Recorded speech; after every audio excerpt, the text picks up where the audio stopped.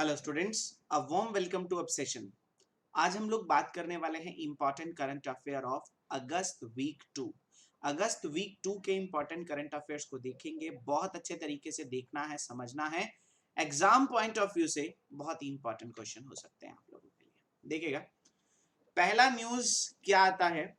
The 18th edition of India US military exercise. नाम क्या है इसका? युद्ध अभ्यास। याद करो, मैंने मिलिट्री एक्सरसाइजेस के ऊपर एक स्पेशल लेक्चर लिया है जिसमें मैंने आपको बताया था कि इंडिया और यूएसए के बीच में जो इंपॉर्टेंट एक्सरसाइजेस होती हैं, एक का नाम मैंने आपको पढ़ाया था युद्ध अभ्यास। ओके, दूसरा था टाइगर ट्रम्प। कौन सा था? Tiger Trump. तीसरा था हमारा कौन सा? कोप। कोप एक्सरसाइज। युद्ध अभ्यास, टाइगर ट्रम्प, कोप और एक और पढ़ा था वज्र प्रहार। वज्र प्रहार। ये चार की चार एक्सरसाइज इंडिया और यूएसए के बीच में होती है। ठीक है, आपको बेसिकली इस एक्सरसाइजेस में याद क्या रखना होता है। एक तो एक्सरसाइज का नाम, कौन से देश के साथ कौन सी एक्सरसाइज हुई है वो, उसके साथ साथ कौन से प्लेस पर हुई है और कौन सा एडिशन है। ठीक है, तो ये चार एक्सरसाइजेस आप लोगों को क्लियर हो गई। चार एक्सरसाइजेस की बात करें, एक है युद्ध अभ्यास, एक है हमारी टाइगर ट्रम्प, तीसरा है कोप और चौथा है वज्र प्रहार। ये चारों की चारों एक्सरसाइज इंडिया और यूएसए के साथ होती हैं। और अभी लेटेस्ट में कौन सी हो रही है? 14 से लेकर 31 ऑफ अक्टूबर को ये युद्ध अभ्यास जो है वो होनी है। कहां पर होनी है? औली नाम की जगह है उत्तराखंड में। औली नाम की जगह उत्तराखंड में ये एक्सरसाइज होनी है इंडिया और यूएसए के बीच में। एक्सरसाइज का नाम है युद्ध अभ्यास और इसका 18th एडिशन उत्तराखंड के ओली में होना है। ये बात याद रखनी है। उसके साथ यूएसए के साथ बाकी तीन कौन सी होती है? टाइगर ट्रम्प, कोप और वज्र प्रहार। ठीक है, ये भी पॉइंट आपको याद रखना है। जैसे ये वज्र प्रहार की बात चल रही है, वज्र प्रहार भी अभी हाल ही में हिमाचल प्रदेश के बाकलोह में हुई है। ये भी मैंने साथ साथ ऐड कर दिया है। वज्र प्रहार का 13th एडिशन था जो है हिमाचल प्रदेश के बाकलोह के अंदर हुई है। ये भी यूएसए के साथ होती है। ठीक है, तो इस साल दो हो गई, वज्र प्रहार भी और उसके साथ साथ युद्ध अभ्यास भी। दोनों की दोनों कौन से देश के साथ है? यूएसए के साथ। ठीक है, और यहां पर ये पॉइंट आपको दिख रहा है, ये कब हुई है, ये पॉइंट आप लोगों को याद रखना है। ठीक है, चलो फिर चलते हैं अपने अगले न्यूज की ओर। ये पॉइंट क्लियर हो गया ना? वज्र प्रहार, टाइगर ट्रम्प, कोप और उसके साथ साथ कौन सी है? युद्ध अभ्यास। ये चारों एक्सरसाइजेस किसके साथ है? यूएसए के साथ। दो इस साल वाली, लेटेस्ट वाली याद रखनी है। ओके, उसके बाद हमारे जो एक्सटर्नल अफेयर मिनिस्टर हैं, फॉरेन मिनिस्टर हैं एस जयशंकर जी, जिन्होंने अभी रिसेंट में विजिट किया है कंबोडिया को। ओके, कंबोडिया में इन्होंने अटेंड की है आसियान इंडिया फॉरेन मिनिस्टर की meeting. ASEAN India foreign minister की मीटिंग इन्होंने अभी हाल ही में अटेंड की हैं। द मीटिंग हैज बीन को चेयर्ड बाय, यहां पर मीटिंग में को चेयर कौन रहे हैं? डॉक्टर विवियन विवियन बाला कृष्णन जी, जो फॉरेन मिनिस्टर ऑफ सिंगापुर हैं, वो भी इसके अंदर उनके साथ को चेयर इस मीटिंग को किया है। ठीक है, तो बस आपको याद क्या करना है फिर आसियान के बारे में। ASEAN association of south east Asian nation. ASEAN एक इंटरनेशनल ऑर्गेनाइजेशन है। आसियान का हेडक्वार्टर कहां पर है? जकार्ता, इंडोनेशिया में है। अभी ASEAN India foreign minister meeting हुई कहां पर? ये भी आपको पता चल चुका है, कंबोडिया में। कहां पर? कंबोडिया के अंदर ये मीटिंग हुई है, जिसमें इंडिया के फॉरेन मिनिस्टर कौन थे, कौन हैं? एस जयशंकर जी, इन्होंने पार्टिसिपेट किया। बस ASEAN India foreign minister meeting Cambodia में हुई। इंडिया में इंडिया की ओर से फॉरेन मिनिस्टर एस जयशंकर जी ने पार्टिसिपेट किया। आसियान का हेडक्वार्टर आप लोगों को पता चल गया।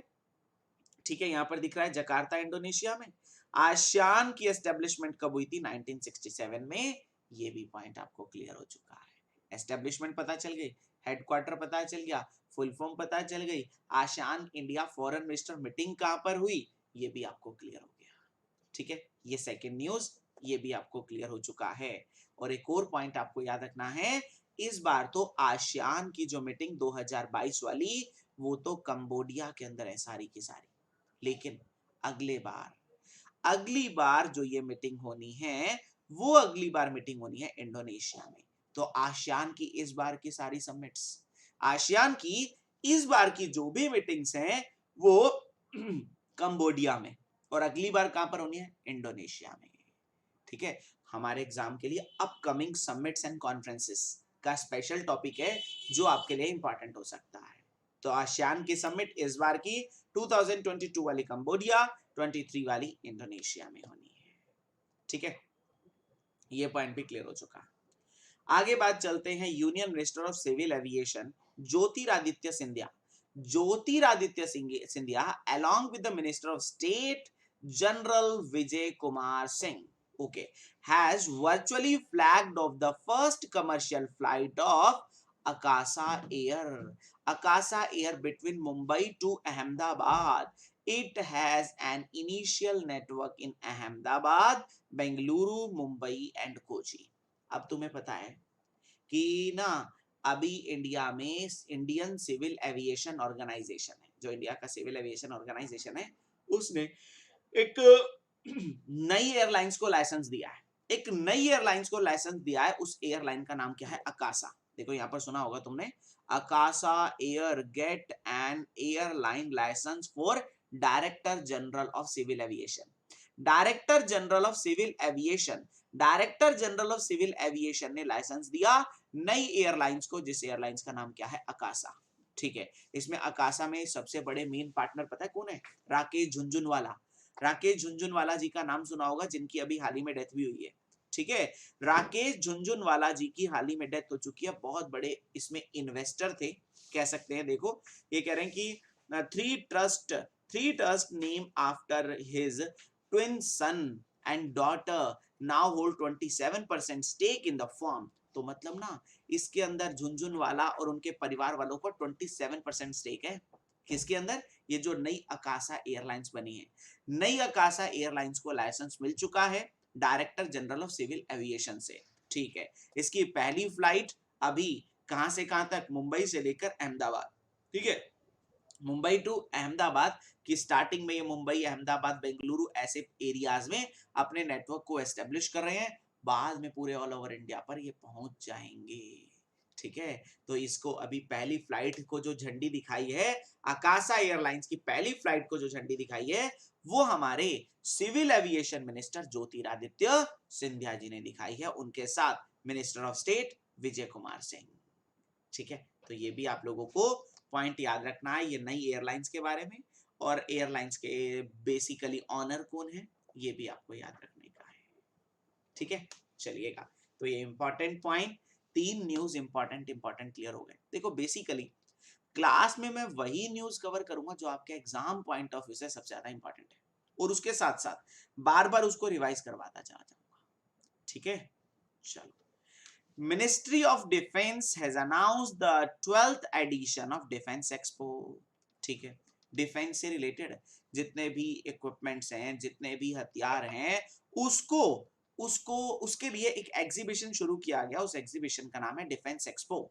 डिफेंस एक्सपो 2022 इंडिया का flagship exhibition, India's flagship exhibition on land naval and homeland security system.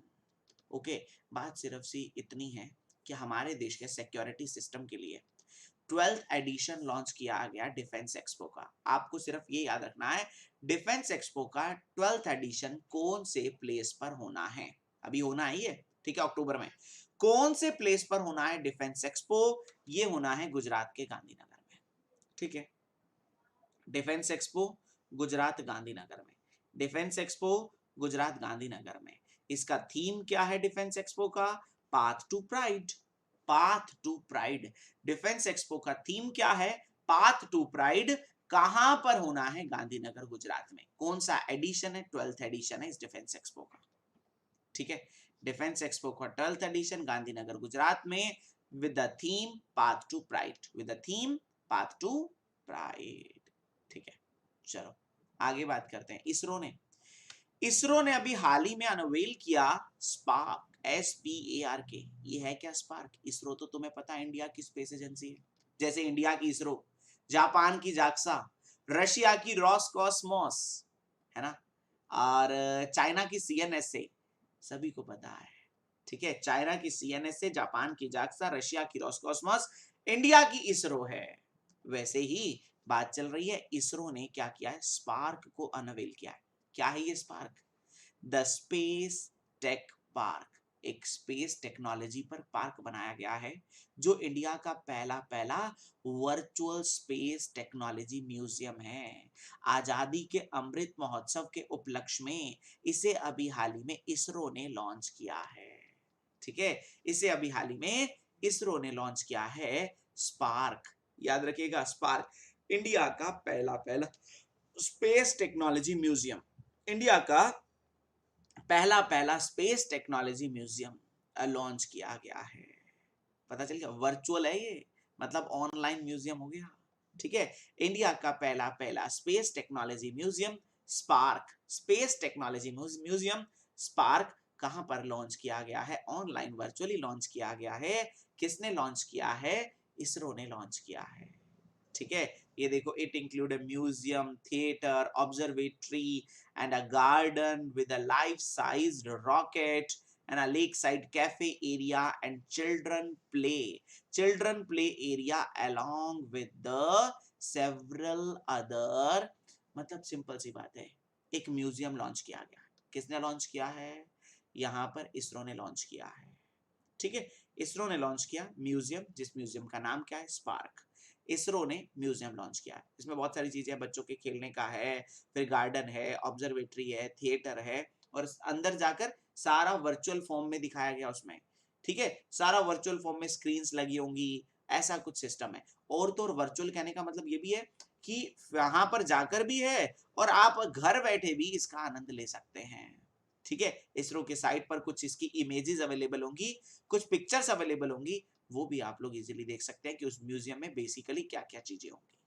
ठीक है, स्पार्क किसने लॉन्च किया? इसरो ने। Okay, after that union minister of social justice and empowerment doctor Virendra Kumar ने लॉन्च किया स्माइल इनिशिएटिव, स्माइल 75। फिर 75 तो ये डाल रहे हैं बिकॉज इंडिया ने 75th ईयर ऑफ इंडिपेंडेंस मनाया है। ठीक है, smile initiative and a shelter home रैन बसेरा लॉन्च किया और स्माइल इनिशिएटिव लॉन्च किया।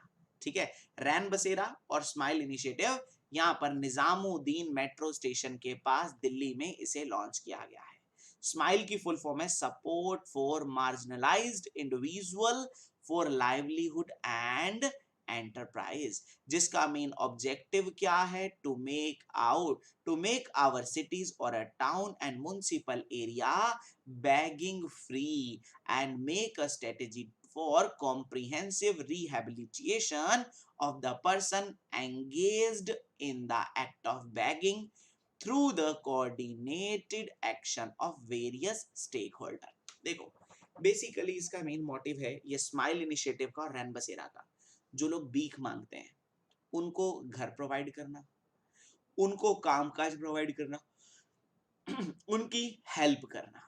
ठीक है, उनको काम दिलवाना, उनकी हेल्प करना, उनको उनकी छत प्रोवाइड करना, ये स्माइल और रैन बसेरा नाम का इनिशिएटिव अभी हाल ही में minister of social justice and empowerment ने शुरू किया है। कौन है हमारा minister of social justice and empowerment? जिनका नाम है डॉक्टर वीरेंद्र कुमार। कहां लॉन्च किया है? निजामुद्दीन मेट्रो स्टेशन के पास दिल्ली में, रैन बसेरा और स्माइल इनिशिएटिव। स्माइल की फुल फॉर्म याद रखनी है, ये लिखी भी हुई है, यहां पर भी लिखी हुई है। ठीक है, support for marginalised individual for livelihood and enterprise. ठीक है, support for marginalised individual for livelihood and enterprise, ये इसकी फुल फॉर्म है, स्माइल इनिशिएटिव। ठीक है, चलो, तो ये पॉइंट भी पता चल गया। आगे मैं बात कर लेता हूं अगले पॉइंट की ओर। ठीक है, इंपॉर्टेंट है, सारी की सारी चीजें अच्छे तरीके से देखना है, समझना है, जो नहीं समझ में आए उसे साथ साथ ही क्लियर करते चलिएगा। ओके, साथ साथ पूछते चलना है। देखो, पहली बात, वर्ल्ड बायोफ्यूल डे की बात चल रही है। बायोफ्यूल डे कब मनाया जाता है? 10th of अगस्त को। बायोफ्यूल डे वाले दिन ना मोदी जी ने हरियाणा के अंदर एक पानीपत नाम की जगह है जिसे क्या बोलते हैं, सिटी ऑफ हैंडलूम भी कहा जाता है, बुनकरों का शहर कहा जाता है।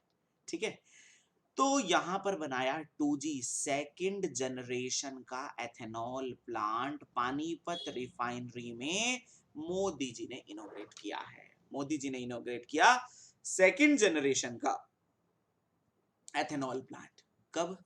सेकंड जनरेशन का एथेनॉल प्लांट कब इनोग्रेट किया? बायोफ्यूल डे वाले दिन। बायोफ्यूल डे कब होता है? 10 अगस्त को होता है। बायोफ्यूल डे 10 अगस्त को मनाया जाता है और 10 अगस्त को मोदी जी ने इनोग्रेट किया है सेकंड जनरेशन। ठीक है, याद रखना है ये सेकंड जनरेशन का मतलब 2G ethanol plant. 2G ethanol plant, ठीक है, याद रखिएगा 2G एथेनॉल प्लांट। अब बात ये चल रही है एथेनॉल। आप सभी को पता है पेट्रोल में एथेनॉल मिक्स कर रहे हैं, पता है ना। गवर्नमेंट ऑफ इंडिया ने अभी तक 10% का टारगेट अचीव कर लिया है। 10% का टारगेट अचीव कर लिया, हमारे पेट्रोल में 10% एथेनॉल मिक्स कर दिया गया है। अभी 2022 चल रहा है, वो कह रहे हैं गवर्नमेंट ऑफ इंडिया का टारगेट है 2023 तक, ये बात याद रखनी है, 2023 तक ये पेट्रोल के अंदर एथेनॉल मिक्स करने को ये 20% कर देना है। अभी गवर्नमेंट ऑफ इंडिया ने 10% का टारगेट अचीव कर लिया है पेट्रोल के अंदर एथेनॉल को मिक्स करने का, और in future they will achieve the target of 20%। ये 2023 में नेक्स्ट ईयर 20% का टारगेट अचीव कर लेंगे। याद रखना है 2G ethanol plant Panipat. Biofuel day ये भी पता चल गया, कब मनाया जाता है बायोफ्यूल डे? 10 अगस्त को मनाया जाता है। और उसके साथ साथ दूसरा क्या है, पेट्रोल में एथेनॉल मिक्स करने का टारगेट 2023 का है, कितना परसेंट? 20%। ठीक है, ये बातें इंपॉर्टेंट है। आगे अगले पॉइंट पर चलें। दिल्ली के एलजी विनय कुमार सक्सेना जी ने लॉन्च किया। विनय कुमार सक्सेना वही नहीं है जो पहले केवीआईसी के चेयरमैन हुआ करते थे, बाद में दिल्ली का एलजी बना दिया गया इन्हें। ठीक है, बाद में दिल्ली का एलजी बना दिया गया। अब आगे बात चल रही है कि इन्होंने लॉन्च किया one road one week. One road one week initiative को लॉन्च किया गया नई Delhi municipal corporation from the Tilak Marg and Bhagwan Das road. Okay, under the initiative, in इस इनिशिएटिव में होगा क्या, Delhi new Delhi municipal corporation will undertake repair and maintenance work along with footpath, ठीक है, पावमेंट्स एंड सेंट्रल वर्क। तो बात ये चल रही है, तो ना कह सकते हैं वन रोड वन वीक, एक रोड को एक एक हफ्ता दे दिया गया, उसमें कोई फुटपाथ बनाने हैं, उसमें कोई पावमेंट्स बनाने हैं, कोई भी उसका रिपेयर करना है, सारे के सारे एक एक रोड को एक एक वीक दे दो। ठीक है, एक एक रोड को एक एक वीक दे दिया जाए तो अच्छे तरीके से ये सारे काम कर पाएंगे और ये अच्छे तरीके से चल पाएगा। ठीक है, तो ये इनिशिएटिव दिल्ली के एलजी ने लॉन्च किया था। दिल्ली के एलजी का नाम क्या? विनय कुमार सक्सेना। और विनय कुमार सक्सेना कौन थे पहले? अभी थोड़े दिन पहले की बात है, ये बने हैं ना, उससे पहले तो यहाँ पर अनिल बैजल हुआ करते थे। ठीक है, फिर बन गए विनय कुमार सक्सेना। अब विनय कुमार सक्सेना जी की बात चल रही है, तो विनय कुमार सक्सेना कौन थे? Former former KVIC chairman, khadi and village industry commission के चेयरमैन। अब अगर मैं बात कर लेता हूं तो आज की डेट में केवीआईसी का चेयरमैन कौन है? एट प्रेजेंट केवीआईसी का चेयरमैन कौन है? ठीक है, अगर मैं इसकी बात करूं तो आज की डेट में केवीआईसी के चेयरमैन का नाम क्या है? Manoj Kumar. Manoj Kumar. Khadi and village industry commission का चेयरमैन कौन है? मनोज कुमार। ठीक है, चलो ये पता चल गया। अब कुछ रिसेंट अपॉइंटमेंट की ओर चलते हैं। रिसेंट अपॉइंटमेंट में सबसे पहली अपॉइंटमेंट आती है ये, ठीक है, ध्यान से समझना। पहली अपॉइंटमेंट है पहले लेफ्टिस्ट प्रेसिडेंट बने हैं, कहाँ के? कोलंबिया के। कोलंबिया के, उनका नाम क्या है? गस्टावो पेट्रो। गुस्टावो पेट्रो। गुस्टावो पेट्रो बने हैं कोलंबिया के। कोलंबिया नहीं, क्या है? कोलंबिया। COLOMBIA, बिल्कुल सही है, कोलंबिया ही है। मतलब कोलंबिया और कंबोडिया में ना बहुत ज्यादा कंफ्यूजन हो जाती है, ये तो कोलंबिया ही है। ठीक है, कोलंबिया के नए प्रेसिडेंट किसे बनाया गया है? गुस्टावो पेट्रो। गुस्टावो पेट्रो देखो यहाँ पर ना कोलंबिया में ओ 2 बार आ रहे हैं, इनके नाम में भी ओ आ रहे हैं, तो याद रखने ना, अपने आप ही याद रखने की जरूरत ही नहीं है। अगर ऐसा क्वेश्चन आ गया तो अपने आप लगा दोगे। Gustavo Petro Colombia, Gustavo Petro Colombia, Colombia के नए प्रेसिडेंट बने हैं। ठीक है। पपुआ न्यू गिनी के भी बने हैं। पपुआ न्यू गिनी की बात कर रहे हैं तो इनके प्राइम मिनिस्टर बने हैं। पपुआ न्यू गिनी के नए प्राइम मिनिस्टर, जिनका नाम क्या है, जेम्स माराप्पे। माराप्पे, पे पपुआ, तो याद रख लेना पपुआ के कौन बने हैं, जेम्स माराप्पे। माराप्पे पपुआ न्यू गिनी के बने हैं। बस माराप्पे पपुआ न्यू गिनी के नए प्राइम मिनिस्टर बने हैं। ठीक है, ये बात याद रखनी थी। आगे बात कर लेते हैं अगले पॉइंट की ओर। अगला न्यूज क्या आता है? ठीक है, सारे अच्छे तरीके से समझ रहे होगे उम्मीद है। ठीक है, जो जो पॉइंट अभी मैं आप लोगों को समझा रहा हूं, हर एक पॉइंट इंपॉर्टेंट है आप लोगों के लिए। छांट छांट के वही पॉइंट ही लाए गए हैं जो सिर्फ आपके एग्जाम के लिए इंपॉर्टेंट होंगे। ठीक है, चलो देखते हैं। अगला पॉइंट आता है the international solar alliance. ISA का नाम सुना है ना, वो जिसका हेडक्वार्टर गुरुग्राम में है, जिसका अभी 101st मेंबर कंट्री यूएस से भी बना था, है ना। आईएसए, जिसके डायरेक्टर जनरल का नाम क्या था, अजय माथुर। क्या नाम था, अजय माथुर। ठीक है, इन्होंने रिपब्लिक ऑफ क्यूबा के साथ पार्टनरशिप की है। Has recently floated a tender for setting up 1150 megawatt project in Cuba। तो ISA, international solar alliance, Cuba में 1150 मेगावाट का एक सोलर प्रोजेक्ट लगा रहा है। एनटीपीसी की बात करें, NTPC is a project management consultant for ISA for setting up that project. NTPC एक कंसल्टेंट है, मैनेजमेंट कंसल्टेंट है आईएसए का, कि कैसे उसे प्रोजेक्ट लगाना है। क्योंकि तुम्हें एनटीपीसी का पता है, नेशनल थर्मल पावर कॉर्पोरेशन, इसने इंडिया का भी सबसे बड़ा तैरता हुआ सोलर पावर प्लांट तेलंगाना में लगाया था। याद है ना, इंडिया का floating, India's largest floating solar power plant recently established by NTPC in Telangana, है ना, लगाया था ना। तो इसको तो नॉलेज हो गई, ये तो एक्सपर्ट है। तो एनटीपीसी तो कह रहा है मैं मैनेजमेंट कंसल्टेंट हूँ आईएसए का। ये जो क्यूबा में 1150 मेगावाट का प्रोजेक्ट लग रहा है, 1150 मेगावाट का प्रोजेक्ट लग रहा है, तो उसमें आईएसए के कंसल्टेंट कौन है, एनटीपीसी है। ठीक है, the project is a part of Cuba plan to implement 2100 megawatt of solar project, reducing the reliance on expensive and polluting diesel generators and increasing its green energy portfolio। तो Cuba क्या चाह रहा है, कि अभी उसके देश में जो डीजल जनरेटर्स हैं, उसके थ्रू जो बिजली जनरेट होती है, पॉल्यूशन होता है, उसको कम करना। दैट्स व्हाई क्यूबा ने आईएसए का हेल्प मांगा। आईएसए ने कहा कोई बात नहीं, हम वहां पर जाकर सोलर पावर प्लांट लगाएंगे। और आईएसए ने अपना कंसल्टेंट किसे बनाया, एनटीपीसी को बनाया। एनटीपीसी आईएसए को हेल्प करेगी क्यूबा के अंदर सोलर पावर प्लांट लगाने के लिए। ठीक है, और एनटीपीसी का तो पता चल ही गया आप लोगों को कि इसको तो एक्सपीरियंस है ही है इस सोलर पावर प्लांट लगाने का। ठीक है, चलो आगे बात करते हैं मोदी जी की। मोदी जी की बात चल रही है तो Narendra Modi ji has approved the proposal of ministry of housing and urban affair for the continuation of Pradhanmantri Awas योजना। मोदी जी ने कहा, यहाँ पर मोदी जी ने कहा प्रधानमंत्री आवास योजना अर्बन, जिसमें लोगों को उनके घर दिए जाते थे, शहरों में उनको छत दी जाती थी, इस योजना को 31 दिसंबर 2024 तक बढ़ा दिया गया है।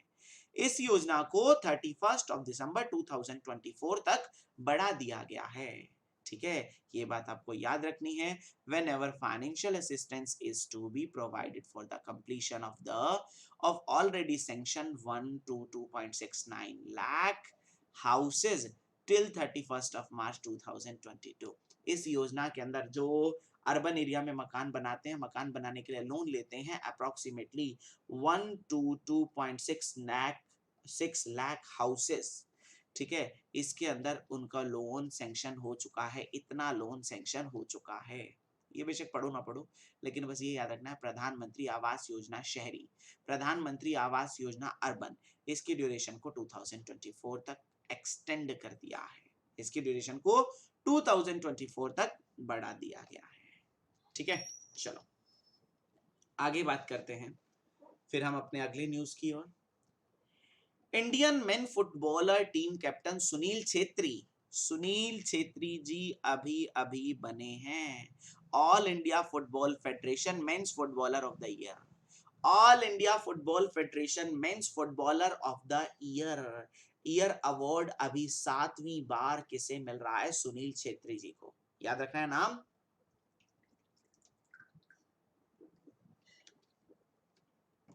ओके, इनका नाम याद रखना है, सुनील छेत्री जी, जिनको अभी हाल ही में men's footballer of the year का अवार्ड मिला। अब आप कहोगे वुमेन्स कैटेगरी में? वुमेन्स कैटेगरी में मनीषा कल्याण, वुमेन्स कैटेगरी में मनीषा कल्याण। और बेस्ट रेफरी कौन बना है वो भी आपको याद रखना है, Crystal John. Crystal John best referee.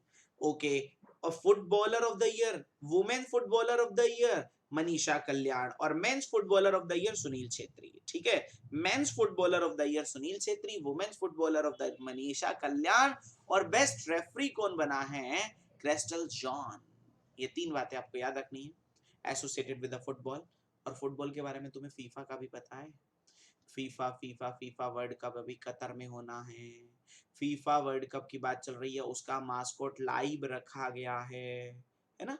FIFA world cup के बारे में इतने पॉइंट्स आपको क्लियर है। आगे, Congress member of parliament Shashi Tharoor will receive the France highest civilian award. Shashi Tharoor जो एक राइटिंग में, स्पीच में माने ताने कवि भी माने जाते हैं, ठीक है, स्पीच भी लिखते हैं, ठीक है, राइटर माने जाते हैं, तो इनको अभी हाल ही में फ्रांस का सबसे बड़ा सिविलियन अवार्ड, अरे जैसे इंडिया का सबसे बड़ा सिविलियन अवार्ड भारत रत्न है, याद है ना, इंडिया का सबसे बड़ा भारत रत्न, फिर पद्म विभूषण, फिर भूषण, फिर श्री, विभूषण भूषण श्री, यही होता है ना। ऐसे ही फ्रांस का सबसे बड़ा सिविलियन अवार्ड, जिसका नाम क्या है? चेविलियर डा ला लीजन डी ऑनेर, ये इसका नाम है। ठीक है, आपको इतना बड़ा नाम सिर्फ और सिर्फ देख लेना। नॉर्मल भाषा में इसको द लेजेंड ऑफ ऑनर भी कहा जाता है, द लेजेंड ऑफ ऑनर भी कहा जाता है। ये फ्रांस का सबसे बड़ा सिविलियन अवार्ड है। हमारे देश का देखो कितना आसान है, भारत रत्न, ठीक है, ये फ्रांस का देख लो। फ्रांस का ये सबसे बड़ा सिविलियन अवार्ड है, जो अभी किसको मिला है? शशि थरूर जी को, उनकी राइटिंग और स्पीच के लिए। उनकी राइटिंग और स्पीच के लिए अभी फ्रांस का सबसे बड़ा सिविलियन अवार्ड शशि थरूर जी को दिया गया है, जो कांग्रेस के मेंबर ऑफ पार्लियामेंट भी हैं। ठीक है, कांग्रेस के मेंबर ऑफ पार्लियामेंट भी हैं, साथ साथ राइटर भी हैं, साथ साथ स्पीचर्स भी हैं। तो ये पता चल गया शशि थरूर, जिनको फ्रांस का, फ्रांस फ्रांस फ्रांस, ठीक है, फ्रांस के साथ कौन कौन सी एक्सरसाइज होती है? गरुड़ वरुण शक्ति और डेजर्ट नाइट, याद आया ना? गरुड़ वरुण शक्ति डेजर्ट नाइट। गरुड़ वरुण शक्ति 3 दोस्त हुआ करते थे, फैन हुआ करते थे, डेजर्ट नाइट में पार्टी किया करते थे, याद है? चलिएगा आगे बात करें। एक बुक और सामने आई, बुक है how China see India and the world. How China see India and the world, ठीक है, has been authored by former diplomat Shyam Saran. Shyam Saran ji ने एक बुक लिखी है, how China sees India and the world. The book is published by the Juggernaut books, publisher जो है उसके। The book depicts the India-China relationship, their similarities and differences, and how their perception of each other changed through the centuries. तो बात ये चली, मतलब India China के बारे में क्या सोचता है, चाइना इंडिया के बारे में क्या सोचता है, उसकी परसेप्शन क्या है, उनका रिलेशनशिप क्या है, उनकी बीच में डिफरेंसेस क्या हैं, सिमिलरिटीज क्या है, इसके ऊपर ये बुक है, how China see India and the world. How China see India and the world, ये बुक किसने लिखी है? श्याम सरन जी ने। बस बुक का नाम और किसने लिखी है, राइटर का नाम ये पता होना चाहिए। ठीक है, आगे इंडिया के नए वाइस प्रेसिडेंट बने। प्रेसिडेंट के बारे में तो बताया था पिछली क्लास में, 15 प्रेसिडेंट बनी है, कहाँ से हैं, कौन सी स्टेट से हैं, कौन सी ट्राइब से हैं, फर्स्ट ट्राइबल हैं, और कौन सी स्टेट की गवर्नर है, सारी बातें बताई थी। अब वाइस प्रेसिडेंट के बारे में बात कर ले। वाइस प्रेसिडेंट कौन बने हैं? जगदीप धनखड़। फर्स्ट पॉइंट, कौन से नंबर के हैं? 14। किसको हराकर बने हैं? मार्गरेट अलाइवा को। मार्गरेट अलाइवा को बनाकर ये इंडिया के 14th वाइस प्रेसिडेंट बने, जगदीप धनखड़। जगदीप धनखड़, ठीक है, इनसे पहले कौन थे? वेंकैया नायडू जी थे।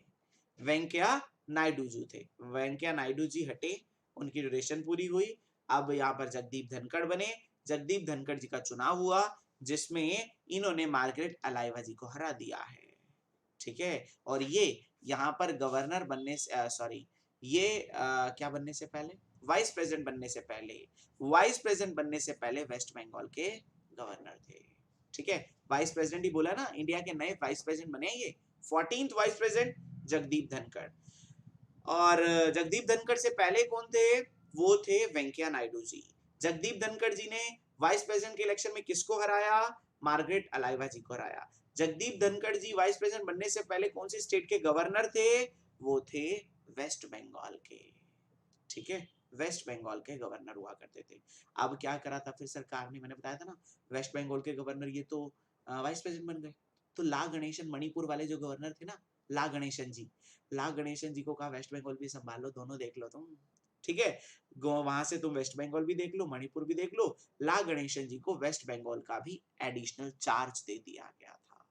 ठीक है, ये भी पता चल गया। नेक्स्ट, सीनियर इलेक्ट्रोकेमिकल साइंटिस्ट, जिनका नाम क्या है? नाला थांबे काला सिल्वी।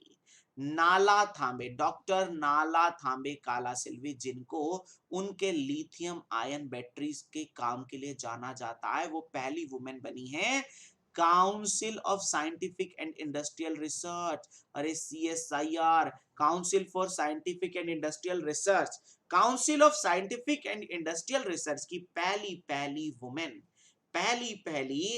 वुमेन जो डायरेक्टर जनरल बनी है, first women director general of CSIR, first women director general of CSIR, उनका नाम क्या है? डॉक्टर नाला थांबे काला Selvan.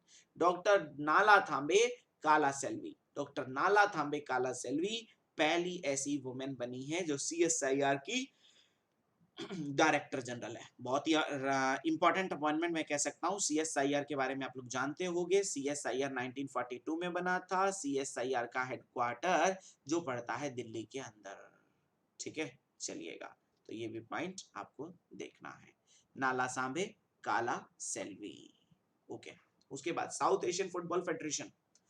South Asian football federation under twenty football championship जो कलिंगा स्टेडियम में हुई थी, कलिंगा स्टेडियम भुवनेश्वर में हुई थी, इसमें जो इंडिया की टीम विनर रही है सेकंड पर कौन सी टीम रही है? Bangladesh. South Asian football federation under twenty football championship, South Asian under twenty football, South Asian under twenty football championship अभी कलिंगा स्टेडियम में हुई। ठीक है, इस स्टेडियम में तो हो गई, लेकिन इसको जीता किसने? ये भी आपको क्लियर हो चुका है। ठीक है, ये भी क्लियर हो चुका है किसको जीता किसने है। अब चलते हैं अपने अगले पॉइंट की ओर। ठीक है, साउथ एशियन फुटबॉल फेडरेशन के बारे में आपको पता चल गया, इसकी चैंपियनशिप को किसने जीता है वो भी आप लोगों को क्लियर हो गया, और सेकंड पर कौन सा रहा है। ठीक है, मतलब किसको हराकर जीता है?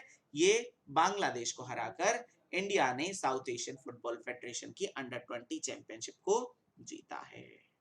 ठीक है, चलो आगे बात कर लेते हैं इंडिया के चेस लेजेंड, इंडिया के पहले grand master Viswanathan Anand.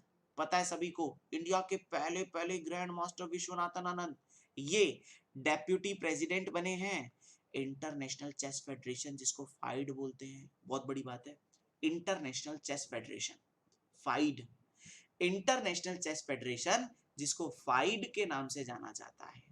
FIDE की बात चल रही है, तो उसके वाइस प्रेसिडेंट बने हैं। यहाँ पर देख लो क्या दिख रहा है, उसके डेप्यूटी प्रेसिडेंट भी बोल सकते हैं, वाइस प्रेसिडेंट भी बोल सकते हैं।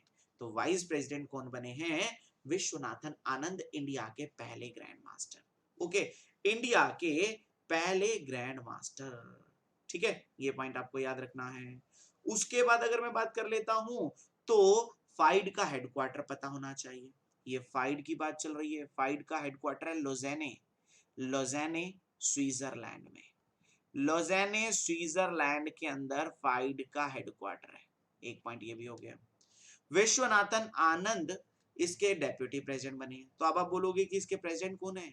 यहाँ पर साफ साफ लिखा होगा रशिया के आर्कडे आर्कडे डवोरोकोविच, ठीक है, डवोरोकोविच, इनका आर्कडे याद रख लो, आर्कडे आर्कडे हैं president, deputy president Viswanathan Anand बने हैं।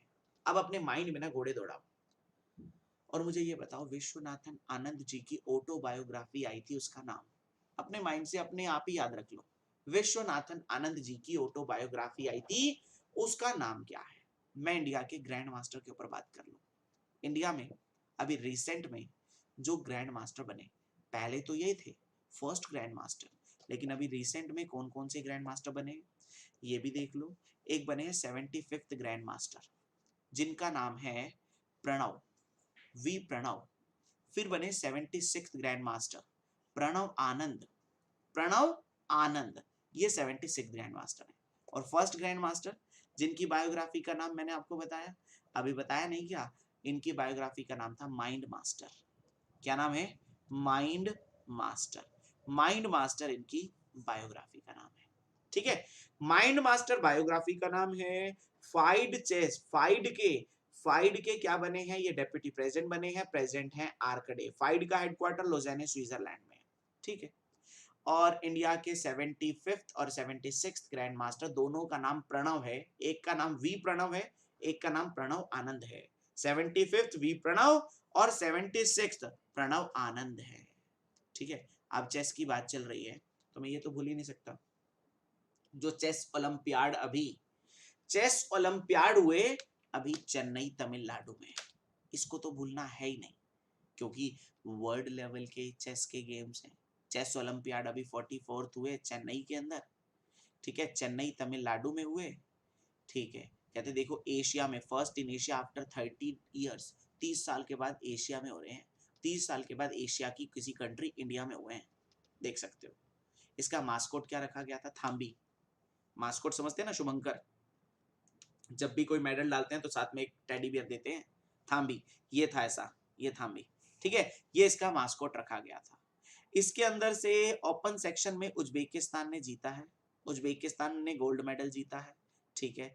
आर्मेनिया ने सिल्वर मेडल जीता है और इंडिया की बी टीम ने ब्रॉन्ज मेडल जीता है। वुमेन्स कैटेगरी की बात कर ले, वुमेन सेक्शन में यूक्रेन ने गोल्ड मेडल जीता है, जॉर्जिया ने सिल्वर मेडल जीता है और इंडिया ने इसमें भी टीम ए में ब्रॉन्ज मेडल जीता है। तो वुमेन्स में भी टीम इंडिया ने ब्रॉन्ज मेडल जीता है और मेंस में भी टीम इंडिया ने ब्रॉन्ज मेडल जीता है, ठीक है। और वैसे विनर टीम गोल्ड मेडल लाने वाली उज्बेकिस्तान रही है। फाइड चेस ओलंपियाड तमिलनाडु में हुए। इसमें इसका मास्कोट क्या है वो आपको याद रखना है, मास्कोट है थाम्बी, ठीक है।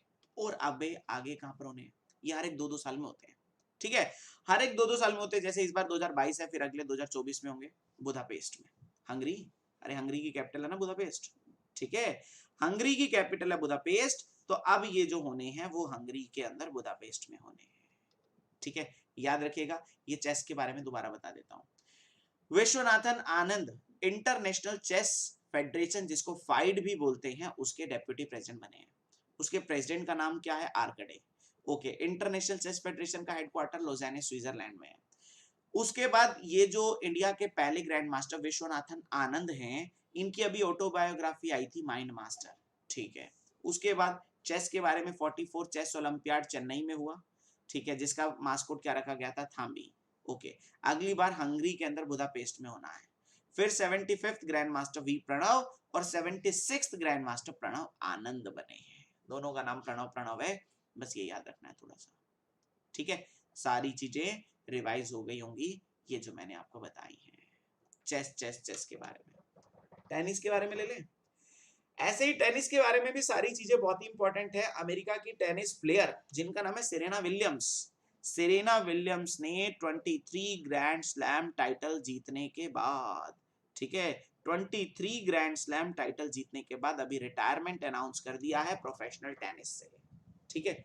इन्होंने अपना बात चल रही है, लास्ट जीता था यूएस ओपन 2000, इन्होंने लास्ट पार्टिसिपेट किया है यूएस ओपन 2022 में, विच स्टार्ट ऑन 29 अगस्त को, जो अभी शुरू हुआ था, ठीक है। इनके जो मेजर टाइटल हैं 1999 में इन्होंने यूएस ओपन जीता था जब ये 17 साल की थी। इन्होंने अपना last grand slam Australian open जीता है 2017 में। छोड़ो, हमें तो क्या याद रखना है, सेरेना विलियम्स कहाँ की प्लेयर है, अमेरिका की। कौन सी फील्ड की हैं, टेनिस प्लेयर हैं। इन्होंने अभी हाल ही में रिटायरमेंट अनाउंस कर दिया है। इन्होंने अपने पूरे जीवन काल में कितने ग्रैंड स्लैम जीते हैं, इन्होंने जीते हैं 23 ग्रैंड स्लैम, 23 ग्रैंड स्लैम इन्होंने अपने पूरे जीवन में जीते हैं। ठीक है, अब बात क्या चली, सेरेना विलियम्स पता चल गया ग्रैंड स्लैम के ऊपर। ग्रैंड स्लैम के बारे में आपको रटवा रखा है पूरे ऑल ओवर वर्ल्ड में। टेनिस के एक साल में 4 ग्रैंड स्लैम होते हैं। पहला होता है ऑस्ट्रेलियन ओपन, दूसरा होता है फ्रेंच ओपन, तीसरा होता है विंबलडन और चौथा होता है साल का यूएस ओपन। ऐसे सीक्वेंस चलता है, पहला ऑस्ट्रेलियन ओपन, फिर फ्रेंच ओपन, फिर विंबलडन, पहले Australian open, French open, Wimbledon, फिर यूएस ओपन, ऐसे ही 4 होते हैं। ठीक है, तो ये 4 ग्रैंड स्लैम अभी इंडिया में नहीं वर्ल्ड में हुए, चारों के चारों इस साल के हो चुके हैं। इनके विनर्स भी कम से कम याद रखने होंगे। सबसे पहला ऑस्ट्रेलियन ओपन। ऑस्ट्रेलियन ओपन किसने जीता, मेंस कैटेगरी में राफेल नडाल, वुमेन्स कैटेगरी में Ashleigh Barty. French open, men's category में राफेल नडाल, वुमेन्स कैटेगरी में Iga Swiatek. Wimbledon, men's category में नोवाक जोकोविच, वुमेन्स कैटेगरी में एलिना। ठीक है, और यूएस ओपन, मेंस कैटेगरी में कार्लोस और वुमेन्स कैटेगरी में ईगा। तो ये साल में 4 ग्रैंड स्लैम होते हैं, चारों के विनर्स मेंस और वुमेन्स कैटेगरी में दोबारा देख लो। ठीक है, सबसे पहला सेरेना विलियम ने 23 ग्रैंड स्लैम जीतने के बाद रिजाइन दे दिया। ठीक है, साल में 4 ग्रैंड स्लैम, पहला ऑस्ट्रेलियन, दूसरा फ्रेंच, तीसरा विंबलडन, चौथा यूएस ओपन। ऑस्ट्रेलियन ओपन के winner Rafael Nadal, Ashleigh Barty. French open के राफेल नडाल, मतलब राफेल नडाल ने ऑस्ट्रेलियन भी जीता, फ्रेंच भी जीता। Rafael Nadal, Iga Swiatek. Wimbledon के नोवाक जोकोविच और एलिना। और यूएस ओपन कार्लोस और ईगा, मतलब ईगा ने यूएस ओपन भी जीता है और ईगा ने फ्रेंच ओपन भी जीता है। राफेल नडाल ने फ्रेंच ओपन भी जीता है और ऑस्ट्रेलियन ओपन भी जीता है। तो ये सारी बातें आपको याद रखनी है, ये चारों के चारों ग्रैंड स्लैम के बारे में। ठीक है, बहुत ही इंपॉर्टेंट बन जाते हैं ये ऐसे क्वेश्चंस हमारे एग्जाम पॉइंट ऑफ व्यू से। ठीक है, चलिएगा आगे बात कर लेते हैं अपने अगले पॉइंट की और हमारा अगला न्यूज क्या आता है। Former West Indies allrounder Pollard, सुना होगा किरण पोलार्ड, ये पहले ऐसे क्रिकेटर बने, फर्स्ट क्रिकेटर टू प्ले 600 टी20 मैच। 600 टी20 मैच खेलने वाले पहले क्रिकेटर, 600 टी20 मैच, 600 टी20 मैच खेलने वाले पहले क्रिकेटर का नाम क्या है, फर्स्ट क्रिकेटर का नाम है पोलार्ड। ठीक है, इतना आप लोगों को याद रखना है। टी20 मैचेस, 600 टी20 मैच खेलने वाले पहले क्रिकेटर पोलार्ड बने। ओके, कॉमनवेल्थ गेम के बारे में तो पूरा आपको याद रखना ही रखना है। कॉमनवेल्थ गेम्स कब से कब तक चले, ठीक है। कॉमनवेल्थ गेम्स की बात करें तो इसका मास्कोट क्या रखा गया था, Perry the bull. Perry the bull आपको दिख रहा है। कॉमनवेल्थ गेम्स का मोटो क्या रखा गया था, games for everyone. Commonwealth games का motto games for everyone. Commonwealth games का mascot Perry the bull. Commonwealth games इस बार कहां पर हुए, बर्मिंघम इंग्लैंड में, अलेक्जेंडर स्टेडियम में। अलेक्जेंडर स्टेडियम नाम की जगह है बर्मिंघम इंग्लैंड में, वहां पर हुए कॉमनवेल्थ। आगे कहां पर होने हैं, अगले 4-4 साल में होते ना, फाइड वाले तो 2-2 साल में होता था, चेस वाला, ये 4-4 साल में होते हैं। अगली बार कॉमनवेल्थ होना है, विक्टोरिया नाम की जगह है ऑस्ट्रेलिया में। अगली बार कॉमनवेल्थ विक्टोरिया नाम की जगह ऑस्ट्रेलिया में होना है। कॉमनवेल्थ के बारे में अभी 2 देश नए मेंबर बने थे, ये तीसरी चौथी बार रिवाइज करा रहा हूँ, गैबोन और टोगो। गैबोन और टोगो कॉमनवेल्थ के 56th और 55th एंड 56th 2 नए मेंबर बने थे कॉमनवेल्थ के, गैबोन और टोगो। कॉमनवेल्थ डे कब मनाते हैं, 24 मई को मनाते हैं। कॉमनवेल्थ में पहले नंबर पर 178 मेडल के साथ कौन रहा है, ऑस्ट्रेलिया। इंडिया कौन से नंबर पर है, 1 2 3 4। इंडिया कौन से नंबर पर है, 4th नंबर पर है 61 मेडल के साथ। इंडिया 61 के मेडल के साथ 4th नंबर पर रहा है कॉमनवेल्थ के अंदर। इंडिया को मेडल कितने मिले, 22 गोल्ड, 16 सिल्वर, 23 ब्रॉन्ज, टोटल मिलाकर 61 मेडल इंडिया ने कॉमनवेल्थ में जीते हैं। टोटल मिलाकर 61 मेडल इंडिया ने कॉमनवेल्थ में जीते हैं। दोबारा सुन लो कॉमनवेल्थ के बारे में। Commonwealth Birmingham England Alexander stadium में हुए 28 से 8 अगस्त। कॉमनवेल्थ का mascot Perry the bull, Commonwealth का motto games for everyone. Next Commonwealth Victoria Australia में होने हैं। कॉमनवेल्थ के अंदर दो नए देश मेंबर कंट्री बने, गैबोन और टोगो, जो वेस्ट अफ्रीकन कंट्रीज हैं, ठीक है, सेंट्रल अफ्रीकन कंट्रीज हैं। उसके बाद है हमारा कॉमनवेल्थ डे 24 मई को मनाते हैं। कॉमनवेल्थ गेम्स जो हुए उसमें टॉप पर कौन सा देश रहा है? ऑस्ट्रेलिया। इंडिया फोर्थ पर रहा है, कितने मेडल के साथ? 61 मेडल के साथ, जिसमें 22 gold, 23 bronze and 16 silver medal है। तो ये सारी बातें कॉमनवेल्थ कॉमनवेल्थ कॉमनवेल्थ से रिलेट कर रही हैं, ठीक है, सारी की सारी चीजें कॉमनवेल्थ से रिलेट कर रही हैं। चलिएगा अगले पर बढ़ते हैं। यहाँ पर आसियान डे, अभी अभी आसियान के ऊपर बात हुई थी, आसियान की समिट हुई थी, आसियान का हेडक्वार्टर जकार्ता में है। आसियान डे भी मनाया जाता है क्योंकि 8 अगस्त को आसियान बना था, 8 अगस्त को आसियान बना था 1967 में, जिस कारण से आसियान डे मनाया जाता है 8 अगस्त को, जिसका इस बार का थीम क्या था? स्ट्रॉन्गर टुगेदर, स्ट्रॉन्गर टुगेदर इसका इस बार का थीम रखा गया था। बायोफ्यूल डे अभी अभी तुम्हें पढ़ा दिया है, लेकिन इसका थीम देख लेना, ठीक है। थीम क्या था? Biofuel toward a carbon neutral world, biofuel toward a carbon neutral world. और बायोफ्यूल डे वाले दिन मोदी जी ने इनोग्रेट किया था ना 2G एथेनॉल प्लांट का, ठीक है, कहां पर? हरियाणा के पानीपत में। याद रखना है ये बायोफ्यूल डे किस लिए सेलिब्रेट किया जाता है? ये सर रुडोल्फ डीजल को समर्पित ये दिन है, उनकी याद में, जिन्होंने डीजल इंजन का आविष्कार किया था, उनकी याद में इस डे को मनाया जाता है। पहली बार इसे 2015 में मनाया गया था। तो यहाँ पर बायोफ्यूल डे पता चल गया 10 अगस्त को, उसका थीम पता चल गया, उसके साथ साथ आसियान डे पता चल गया, उसके साथ साथ लॉयन डे, ठीक है। लॉयन डे की बात कर रहे हैं, ये भी 10 अगस्त को होता है लॉयन डे, ठीक है, 10 अगस्त को ये भी होता था ना, कौन सा? Biofuel day. तो लॉयन डे भी कब होता है? 10 अगस्त को होता है, याद रखिएगा, लॉयन डे 10 अगस्त को। एलिफेंट डे 12 अगस्त को, ठीक है, एलिफेंट डे 12 अगस्त को, पहले लॉयन 10 अगस्त, फिर 12 अगस्त एलिफेंट डे होता है, ओके। और लास्ट आता है हमारा यूथ डे। एक होता है national youth day. National youth day कब होता है? 12 जनवरी को, जब स्वामी विवेकानंद जी की बर्थ एनिवर्सरी होती है। और इंटरनेशनल यूथ डे 12 अगस्त को होता है, ठीक है, इंटरनेशनल यूथ डे 12 अगस्त को, नेशनल यूथ डे 12 जनवरी को। और इसकी theme intergenerational solidarity, creating a world for all ages, creating a world for all ages, ये सारा इसका थीम रखा गया था। और लास्ट संस्कृत डे आता है। संस्कृत डे जो मनाया जाता है वो श्रावण मास की पूर्णिमा को मनाया जाता है। इस बार 12 अगस्त को आई थी श्रावण मास की पूर्णिमा, इस बार श्रावण मास की पूर्णिमा 12 अगस्त को आई थी, तो संस्कृत डे 12 अगस्त को मनाया गया, ठीक है। संस्कृत डे 12 अगस्त इस बार का, नेशनल यूथ डे 12 जनवरी, इंटरनेशनल यूथ डे 12 अगस्त, एलिफेंट डे भी 12 अगस्त, ठीक है, और टाइगर डे 10 अगस्त, बायोफ्यूल डे 10 अगस्त, आसियान डे 8 अगस्त को, ठीक है। ये थे हमारे अगस्त के वीक 2 के इंपॉर्टेंट करंट अफेयर्स। आगे बढ़ेंगे नेक्स्ट क्लास में नए सेशन के साथ, नए पॉइंट्स के साथ, अगस्त के वीक 3 के साथ। आज के लिए इतना ही, okay. Thank you to all of you, thank you so much, thanks to all. मिलते हैं अपने नेक्स्ट सेशन में, थैंक यू सो मच।